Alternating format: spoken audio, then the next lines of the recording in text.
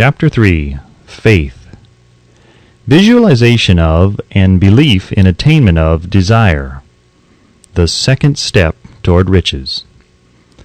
Faith is the head chemist of the mind. When faith is blended with the vibration of thought, the subconscious mind instantly picks up the vibration, translates it into its spiritual equivalent, and transmits it to infinite intelligence, as in the case of prayer. The emotions of faith, love, and sex are the most powerful of all the major positive emotions. When the three are blended, they have the effect of coloring the vibration of thought in such a way that it instantly reaches the subconscious mind, where it is changed into its spiritual equivalent, the only form that induces a response from infinite intelligence. Love and faith are psychic, related to the spiritual side of man. Sex is purely biological and related only to the physical. The mixing or blending of these three emotions has the effect of opening a direct line of communication between the finite, thinking mind of man and infinite intelligence. How to develop faith. There comes now a statement which will give a better understanding of the importance the principle of autosuggestion assumes in the transmutation of desire into its physical or monetary equivalent, namely, faith is a state of mind which may be induced or created by affirmation or repeated instructions to the subconscious mind through the principle of autosuggestion. As an illustration, consider the purpose for which you are presumably reading this book. The object is, naturally, to acquire the ability to transmute the intangible thought of impulse of desire into its physical counterpart, money. By following the instructions laid down in the chapters on autosuggestion and the subconscious mind, as summarized in the chapter on autosuggestion, you may convince the subconscious mind that you believe you will receive that for which you ask, and it will act upon that belief, which your subconscious mind passes back to you in the form of faith, followed by definite plans for procuring that which you desire. The method by which one develops faith, where it does not already exist, is extremely difficult to describe, almost as difficult, in fact, as it would be to describe the color of red to a blind man who has never seen color, and has nothing with which to compare what you describe to him. Faith is a state of mind which you may develop at will after you have mastered the 13 principles, because it is a state of mind which develops voluntarily through the application and use of these principles. Repetition of affirmation of orders to your subconscious mind is the only known method of voluntary development of the emotion of faith. Perhaps the meaning may be made clearer through the following explanation as to the way men sometimes become criminals. Stated in the words of a famous criminologist, when men first come into contact with crime, they abhor it. If they remain in contact with crime for a time, they become accustomed to it and endure it. If they remain in contact with it long enough, they finally embrace it and become influenced by it. This is the equivalent of saying that any impulse of thought which is repeatedly passed on to the subconscious mind is, finally, accepted and acted upon by the subconscious mind, which proceeds to translate that impulse into its physical equivalent by the most practical procedure available. In connection with this, consider again the statement, all thoughts which have been emotionalized, given feeling, and mixed with faith begin immediately to translate themselves into their physical equivalent or counterpart.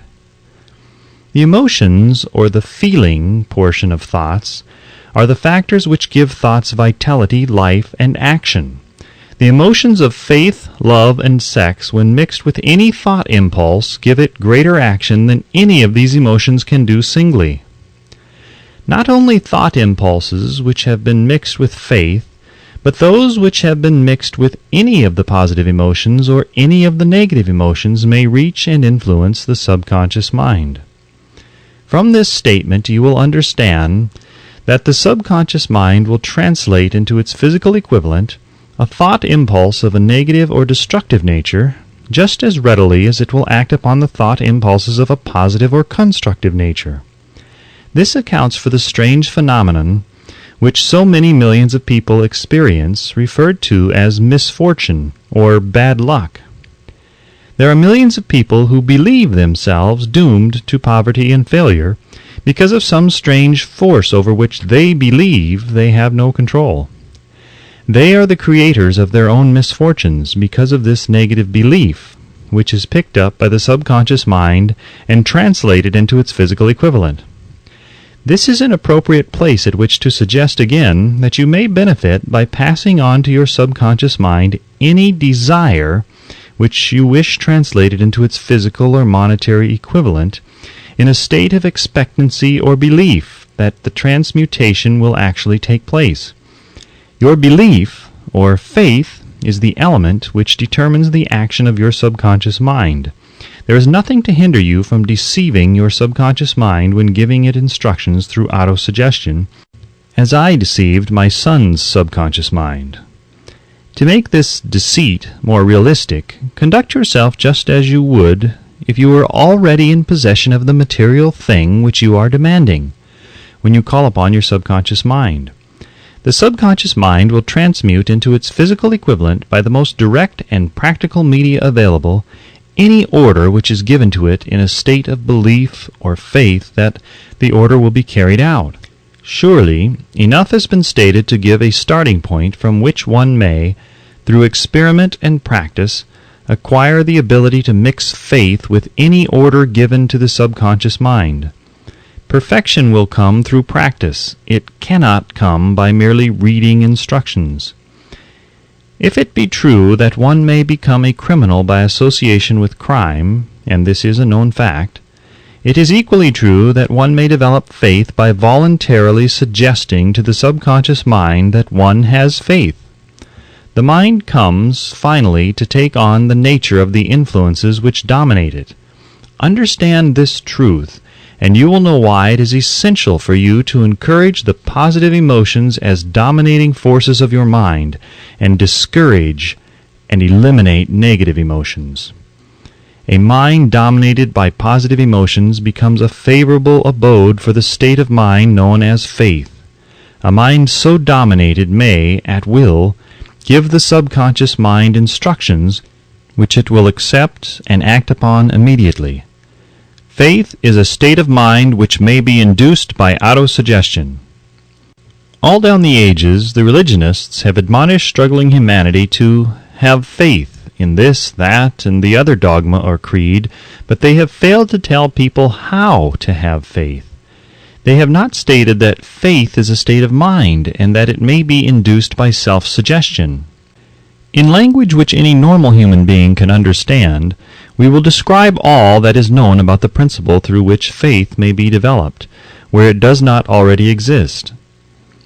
Have faith in yourself, faith in the infinite.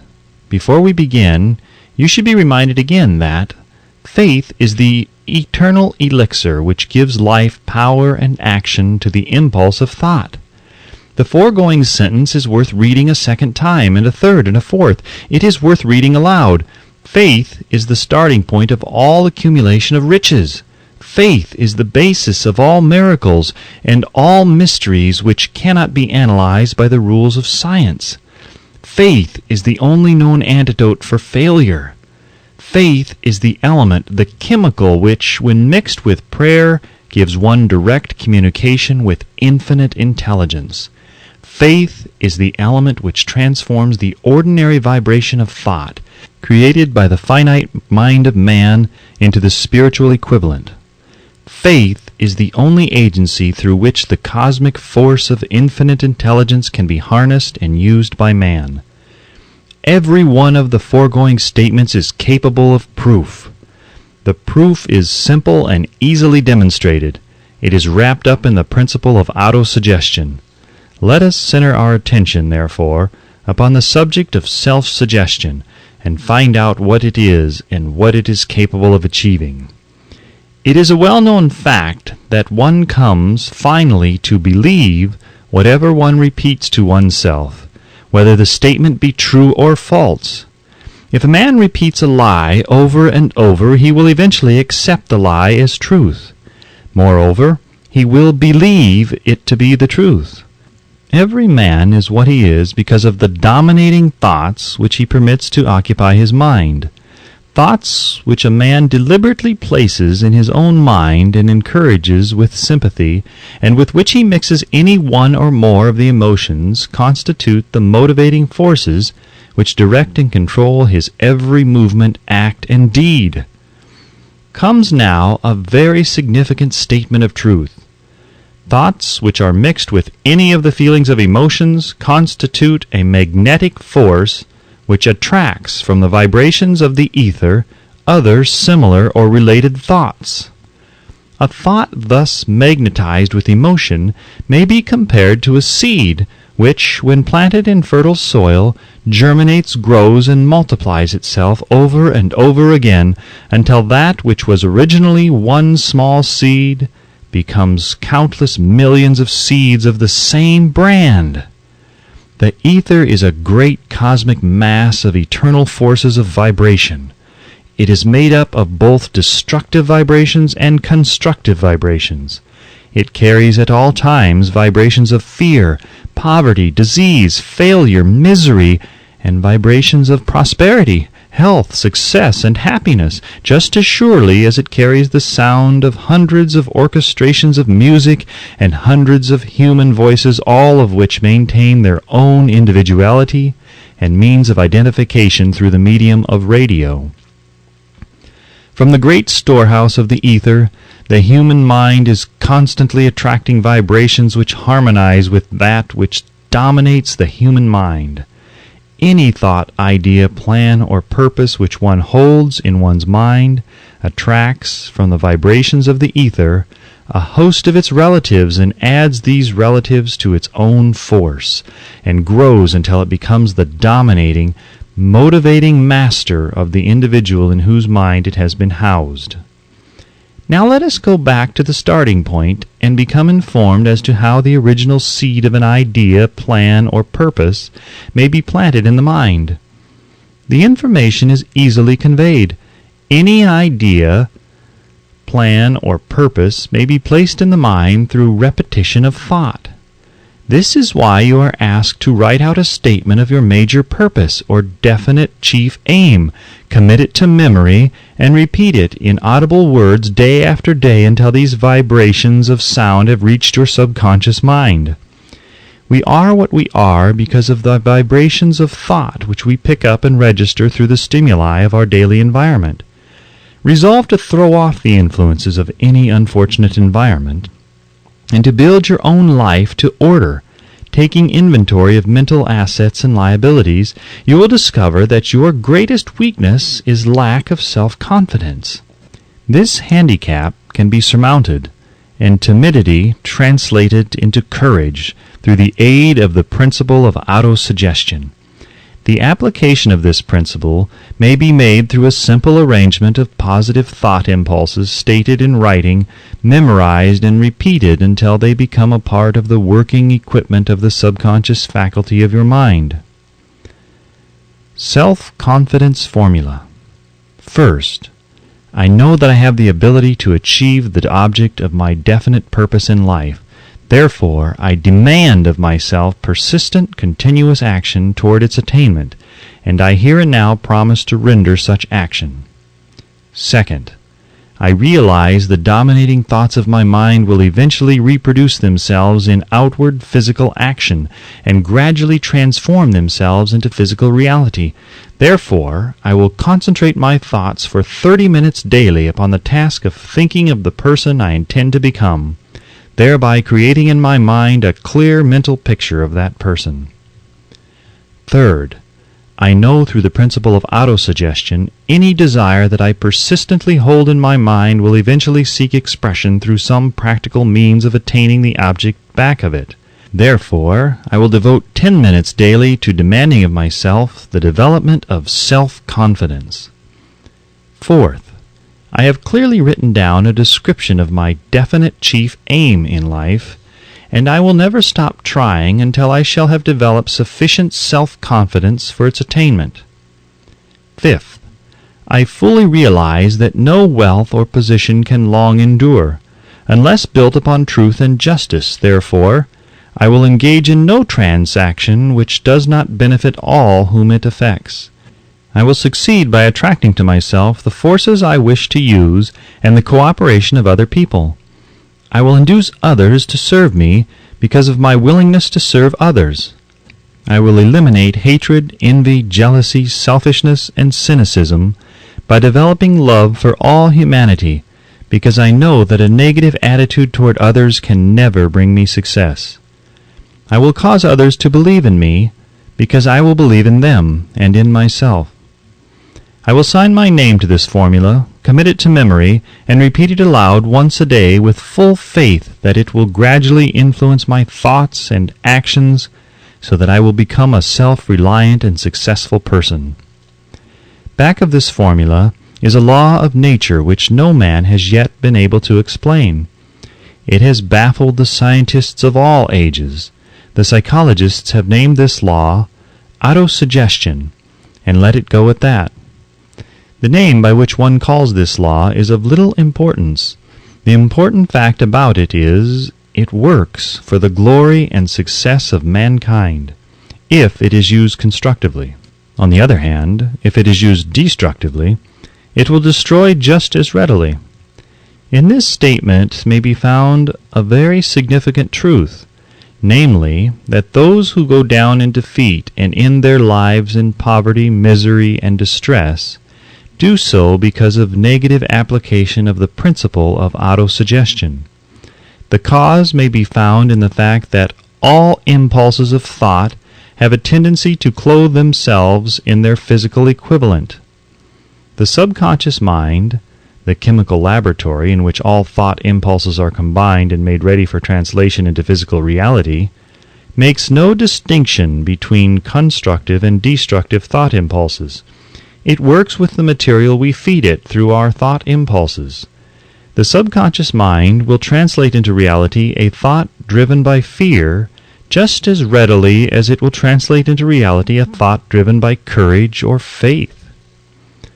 The pages of medical history are rich with the illustrations of cases of suggestive suicide.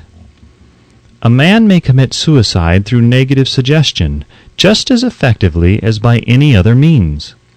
In a Midwestern city, a man by the name of Joseph Grant, a bank official, borrowed a large sum of the bank's money without the consent of the directors. He lost the money through gambling. One afternoon, the bank examiner came and began to check the accounts. Grant left the bank, took a room in a local hotel, and when they found him, 3 days later, he was lying in bed, wailing and moaning, repeating over and over these words, "My God, this will kill me. I cannot stand the disgrace." In a short time he was dead. The doctors pronounced the case of one of mental suicide.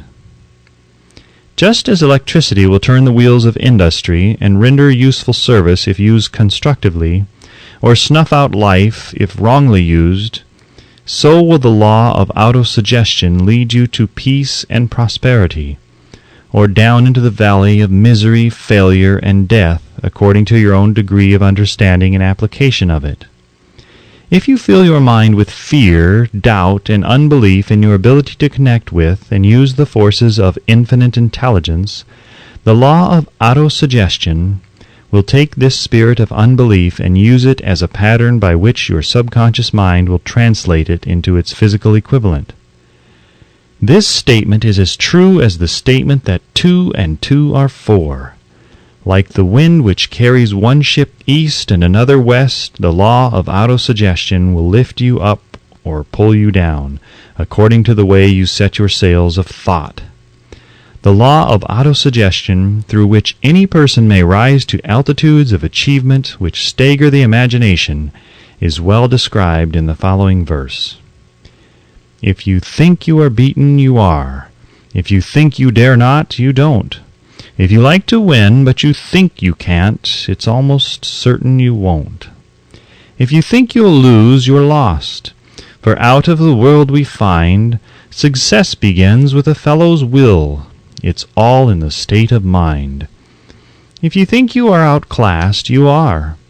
You've got to think high to rise. You've got to be sure of yourself before you can ever win a prize. Life's battles don't always go to the stronger or faster man, but soon or late the man who wins is the man who thinks he can. Observe the words which have been emphasized, and you will catch the deep meaning which the poet had in mind. Somewhere in your makeup, perhaps in the cells of your brain, there lies sleeping the seed of achievement which, if aroused and put into action, would carry you to heights such as you may never have hoped to attain. Just as a master musician may cause the most beautiful strains of music to pour forth from the strings of a violin, so may you arouse the genius which lies asleep in your brain, and cause it to drive you upward to whatever goal you may wish to achieve. Abraham Lincoln was a failure at everything he tried until he was well past the age of 40. He was a Mr. Nobody from nowhere until a great experience came into his life, aroused the sleeping genius within his heart and brain, and gave the world one of its really great men. That experience was mixed with the emotions of sorrow and love. It came to him through Anne Rutledge, the only woman whom he ever truly loved. It is a known fact that the emotion of love is closely akin to the state of mind known as faith, and this for the reason that love comes very near to translating one's thought impulses into their spiritual equivalent. During his work of research, the author discovered, from the analysis of the life, work, and achievements of hundreds of men of outstanding accomplishment, that there was the influence of a woman's love back of nearly every one of them. The emotion of love in the human heart and brain creates a favorable field of magnetic attraction, which causes an influx of the higher and finer vibrations which are afloat in the ether. If you wish evidence of the power of faith, study the achievements of men and women who have employed it. At the head of the list comes the Nazarene. Christianity is the greatest single force which influences the minds of men. The basis of Christianity is faith. No matter how many people have perverted or misinterpreted the meaning of this great force, and no matter how many dogmas and creeds have been created in its name which do not reflect its tenets, the sum and substance of the teachings and the achievements of Christ, which may have been interpreted as miracles, were nothing more or less than faith. If there are any such phenomena as miracles, they are produced only through the state of mind known as faith. Some teachers of religion and many who call themselves Christians neither understand nor practice faith.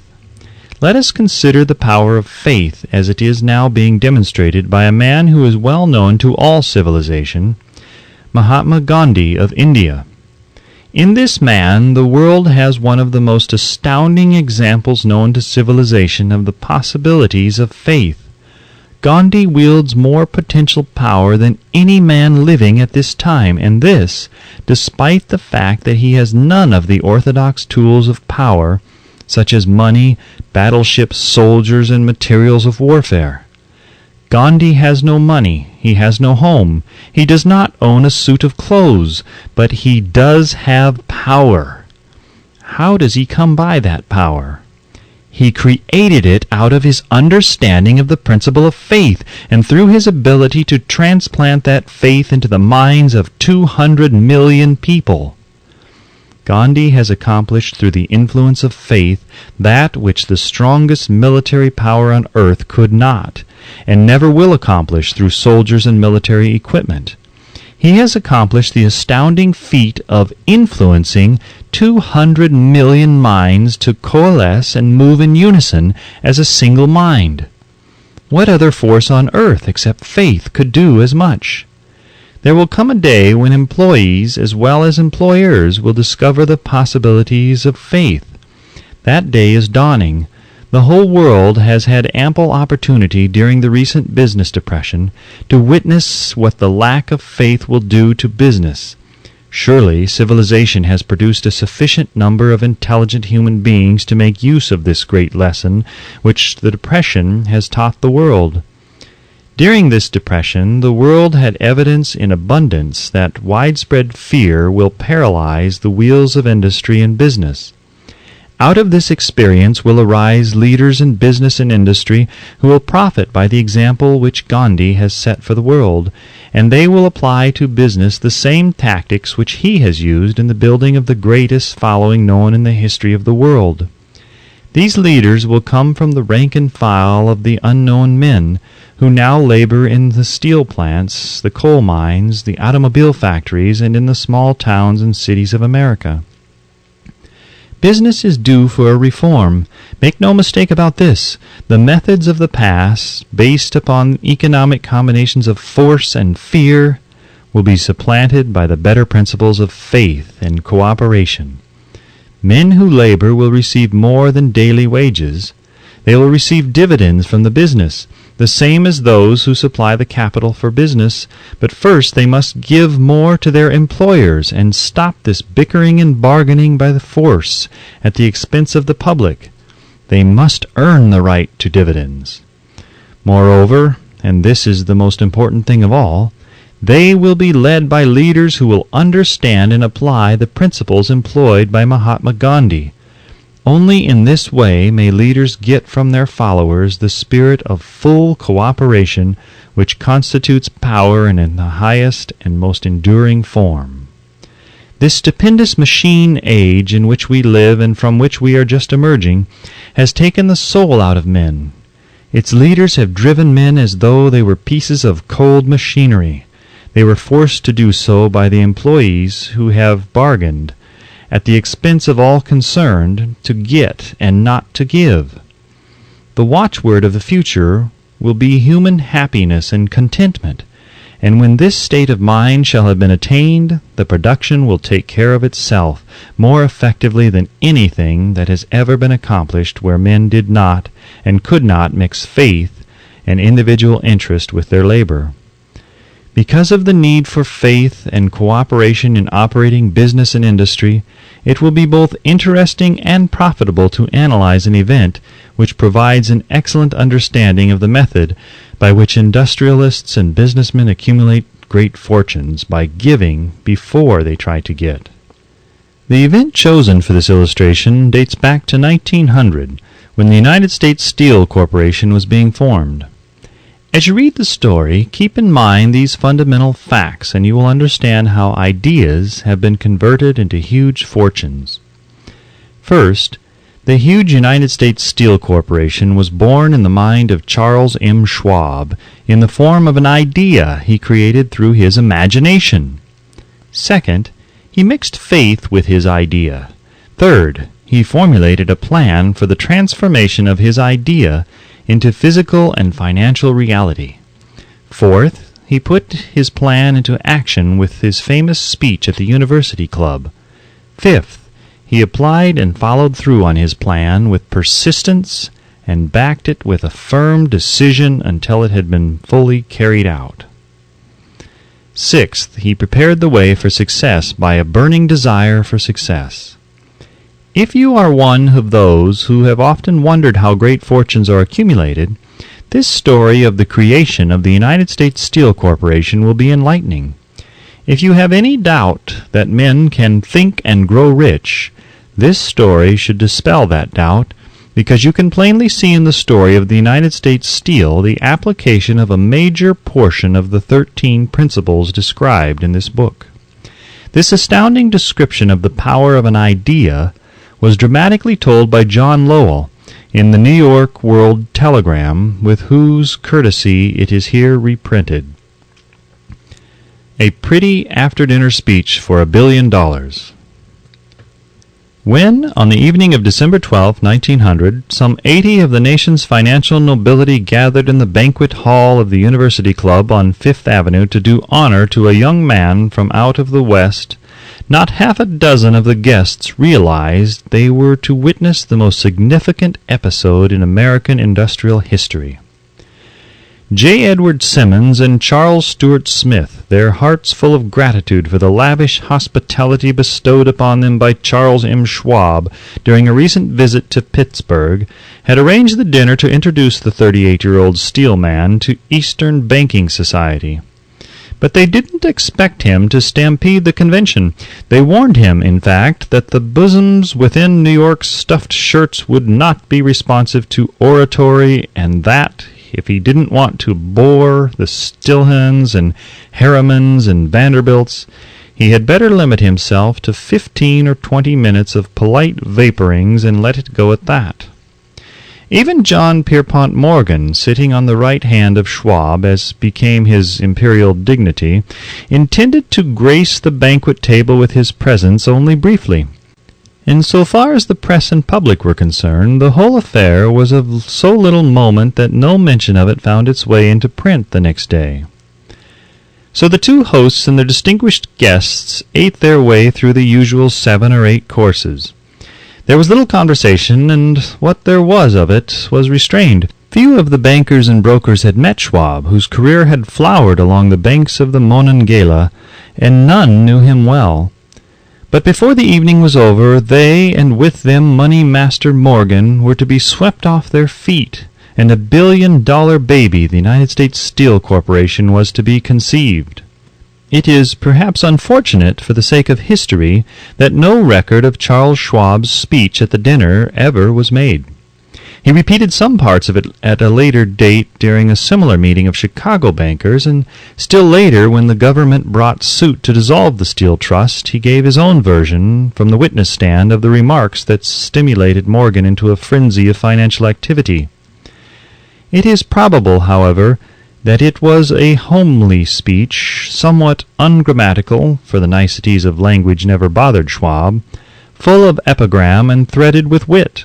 But aside from that, it had a galvanic force and effect upon the 5 billions of estimated capital that was represented by the diners. After it was over and the gathering was still under its spell, although Schwab had talked for 90 minutes, Morgan led the orator to a recessed window where, dangling their legs from the high, uncomfortable seat, they talked for an hour more. The magic of the Schwab personality had been turned on, full force, but what was more important and lasting was the full-fledged, clear-cut program he laid down for the aggrandizement of steel. Many other men had tried to interest Morgan in slapping together a steel trust after the pattern of the biscuit, wire, and hoop, sugar, rubber, whiskey, oil, or chewing gum combinations. John W. Gates, the gambler, had urged it, but Morgan distrusted him. The Moore boys, Bill and Jim, Chicago stock jobbers who had glued together a match trust and a cracker corporation, had urged it and failed. Albert H. Gary, the sanctimonious country lawyer, wanted to foster it, but he wasn't big enough to be impressive. Until Schwab's eloquence took J.P. Morgan to the heights from which he could visualize the solid results of the most daring financial undertaking ever conceived, the project was regarded as a delirious dream of easy money crackpots.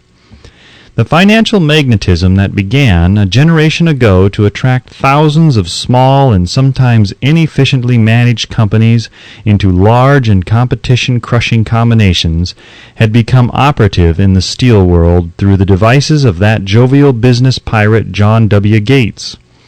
Gates already had formed the American Steel and Wire Company out of a chain of small concerns, and together with Morgan had created the Federal Steel Company. The National Tube and American Bridge Companies were 2 more Morgan concerns, and the Moore brothers had forsaken the match and cookie business to form the American Group, tin plate, steel hoop, sheet steel, and the National Steel Company. But by the side of Andrew Carnegie's gigantic vertical trust, a trust owned and operated by 53 partners, those other combinations were tiny. They might combine to their heart's content, but the whole lot of them couldn't make a dent in the Carnegie organization, and Morgan knew it. The eccentric old Scot knew it too. From the magnificent heights of Skibo Castle he had viewed, first with amusement and then with resentment, the attempts of Morgan's smaller companies to cut into his business. When the attempts became too bold, Carnegie's temper was translated into anger and retaliation. He decided to duplicate every mill owned by his rivals. Hitherto, he hadn't been interested in wire, pipes, hoops, or sheet. Instead, he was content to sell such companies the raw steel and let them work it into whatever shape they wanted. Now, with Schwab as his chief and able lieutenant, he planned to drive his enemies to the wall. So it was that in the speech of Charles M. Schwab, Morgan saw the answer to his problem of combination. A trust without Carnegie, giant of them all, would be no trust at all. A plum pudding, as one writer said, without the plums. Schwab's speech on the night of December 12, 1900, undoubtedly carried the inference, though not the pledge, that the vast Carnegie enterprise could be brought under the Morgan tent. He talked of the world future for steel, of reorganization for efficiency, of specialization, of the scrapping of unsuccessful mills and concentration of effort on the flourishing properties of the economies in the ore traffic, of economies in overhead and administrative departments, of capturing foreign markets. More than that, he told the buccaneers among them wherein lay the heirs of their customary piracy. Their purposes, he inferred, had been to create monopolies, raise prices, and pay themselves fat dividends out of privilege. Schwab condemned the system in his heartiest manner.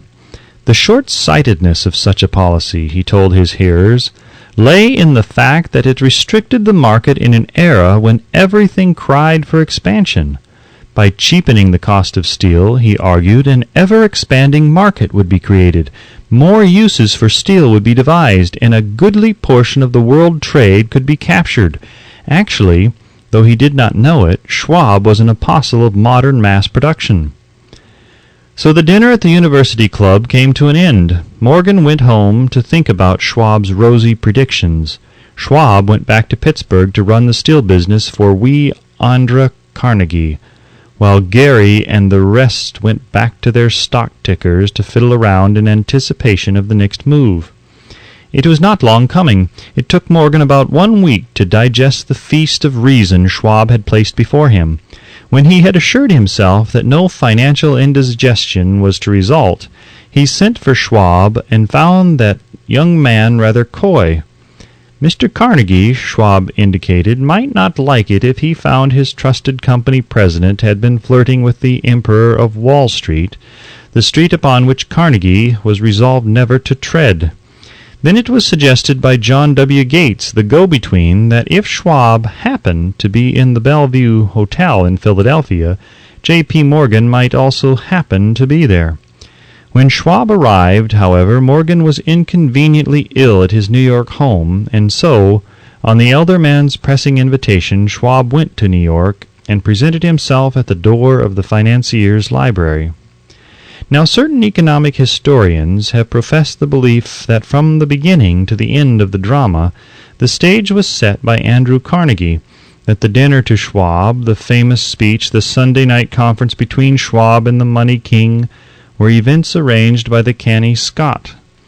The truth is exactly the opposite. When Schwab was called to consummate the deal, he didn't even know whether the little boss, as Andrew was called, would so much as listen to an offer to sell, particularly to a group of men whom Andrew regarded as being endowed with something less than holiness. But Schwab did take into the conference with him, in his own handwriting, 6 sheets of copper plate figures, representing to his mind the physical worth and the potential earning capacity of every steel company he regarded as an essential star in the new metal firmament. 4 men pondered over these figures all night. The chief, of course, was Morgan, steadfast in his belief in the divine right of money. With him was his aristocratic partner Robert Bacon, a scholar and a gentleman. The third was John W. Gates, whom Morgan scorned as a gambler and used as a tool. The fourth was Schwab, who knew more about the processes of making and selling steel than any whole group of men then living. Throughout that conference the Pittsburgher's figures were never questioned. If he said a company was worth so much, then it was worth that much and no more. He was insistent, too, upon including in the combination only those concerns he nominated. He had conceived a corporation in which there would be no duplication, not even to satisfy the greed of friends who wanted to unload their companies upon the broader Morgan shoulders. Thus he left out, by design, a number of the larger concerns upon which the walruses and carpenters of Wall Street had cast hungry eyes. When dawn came, Morgan rose and straightened his back. Only one question remained. "Do you think you can persuade Andrew Carnegie to sell?" he asked. "I can try," said Schwab. "If you can get him to sell, I will undertake the matter," said Morgan. So far so good, but would Carnegie sell? How much would he demand? Schwab thought about $320 million. What would he take payment in? Common or preferred stocks? Bonds? Cash? Nobody could raise $333 million in cash. There was a golf game in January on the frost-cracking heath of the St. Andrew's Links in Westchester, with Andrew bundled up in sweaters against the cold and Charlie talking volubly, as usual, to keep his spirits up. But no word of business was mentioned until the pair sat down in the cozy warmth of the Carnegie cottage hard by. Then, with the same persuasiveness that had hypnotized 80 millionaires at the University Club, Schwab poured out the glittering promises of retirement and comfort, of untold millions to satisfy the old man's social caprices. Carnegie capitulated, wrote a figure on a slip of paper, handed it to Schwab, and said, "All right, that's what we'll sell for." The figure was approximately $400 million, and was reached by taking the $320 million mentioned by Schwab as a basic figure, and adding to it $80 million to represent the increased capital value over the previous 2 years. Later, on the deck of a transatlantic liner, the Scotsman said ruefully to Morgan, "I wish I had asked you for $100 million more." "If you had asked for it, you would have gotten it," Morgan told him cheerfully. There was an uproar, of course. A British correspondent cabled that the foreign steel world was appalled by the gigantic combination. President Hadley of Yale declared that unless trusts were regulated, the country might expect an emperor in Washington within the next 25 years. But that able stock manipulator, Keene, went at his work of shoving the new stock at the public so vigorously that all the excess water, estimated by some at nearly 600 million, was absorbed in a twinkling. So Carnegie had his millions, and the Morgan Syndicate had 62 million for all its trouble, and all the boys from Gates to Gary had their millions. The 38-year-old Schwab had his reward. He was made president of the new corporation and remained in control until 1930. The dramatic story of big business which you have just finished was included in this book because it is a perfect illustration of the method by which desire can be transmuted into its physical equivalent. I imagine some readers will question the statement that a mere intangible desire can be converted into its physical equivalent. Doubtless, some will say, you cannot convert nothing into something. The answer is in the story of the United States Steel. That giant organization was created in the mind of one man. The plan by which the organization was provided with the steel mills that gave it financial stability was created in the mind of the same man. His faith, his desire, his imagination, his persistence were the real ingredients that went into United States Steel. The steel mills and mechanical equipment acquired by the corporation after it had been brought into legal existence were incidental, but careful analysis will disclose the fact that the appraised value of the properties acquired by the corporation increased in value by an estimated $600 million by the mere transaction which consolidated them under one management. In other words, Charles M. Schwab's idea, plus the faith with which he conveyed it to the minds of J.P. Morgan and the others, was marketed for a profit of approximately $600 million. Not an insignificant sum for a single idea. What happened to some of the men who took their share of the millions of dollars of profit made by this transaction is a matter with which we are not now concerned. The important feature of the astounding achievement is that it serves as unquestionable evidence of the soundness of the philosophy described in this book, because this philosophy was the warp and the woof of the entire transaction. Moreover, the practicability of the philosophy has been established by the fact that the United States Steel Corporation prospered and became one of the richest and most powerful corporations in America, employing thousands of people, developing new uses for steel, and opening new markets, thus proving that the $600 million in profit which the Schwab idea produced was earned. Riches begin in the form of thought. The amount is limited only by the person whose mind the thought is put into motion. Faith removes limitations.